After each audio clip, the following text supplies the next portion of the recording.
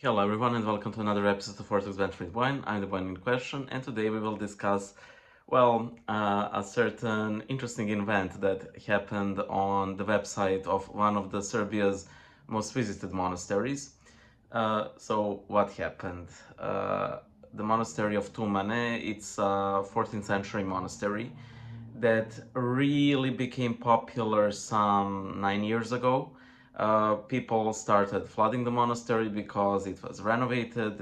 Once it was a female monastery, now it's a male monastery. It contains the relics of Jacob of Tumane and Zosimus of Tumane, and it's I don't know what exactly happened, but this monastery, of which I'm next to certain nobody heard for, you know, 10 years prior, suddenly became the biggest pilgrimage site in the entire Serbia. So they have a website and they decided to add a chatbot. So I'm the one question, and if you are edified or helped by these videos, feel free to pledge in one of the crowdsourcing platforms. This really helps me ramp up, the content to be, well, practically on the daily basis. And on the main channel, Bible Illustrated, I posted an interesting short called The Devil Rushing His Prayers. So let us return to that chatbot. To quote an article here, the article basically called it the newest novice of the monastery who has an obedience to help out the new pilgrims to the monastery. And from what I saw, it's already failing in its obedience because whatever you type, nothing comes out with it. He just says error in communication. So the chatbot's name is Tumanko, which you can find it cringy, you can find it endearing. I'm more on the cringy side, but to paraphrase Pontius Pilate, what is the cringe? It's very subjective. So one man's cringe is another man's endearment. So your mileage may vary. I wish I could post some funny stuff by the chatbot, but sadly, he's very unresponsive. He's a very lazy monk.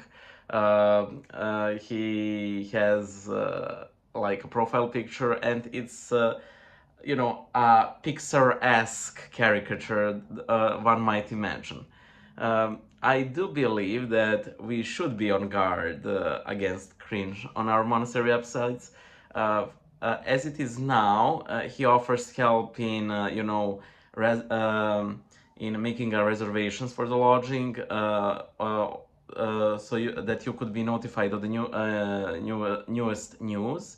And also there was something else, to learn about the saints whose relics are, kept in the monastery. Personally, I've received so many screenshots of this of this chatbot today.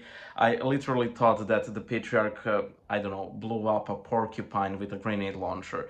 With how many notifications I got from my friends, but no, it's just a potentially cringy chatbot, and that's about it. But you see that the church isn't really against technology. We are moving along with the times.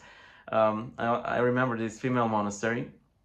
I can't remember its name, but I remember that the welcome page to the monastery had like the gifs of the nuns, but they were like poorly animated, but they were sort of like rotating.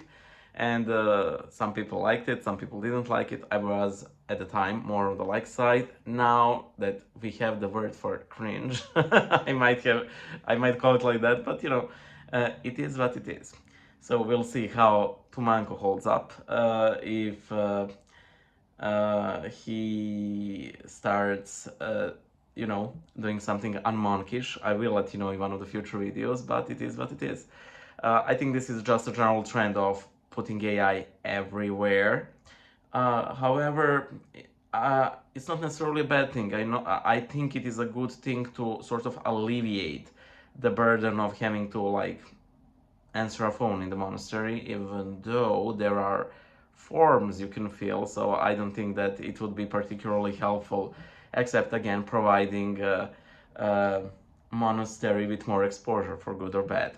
That's it, and I hope to see you guys in one of the next videos. Bye.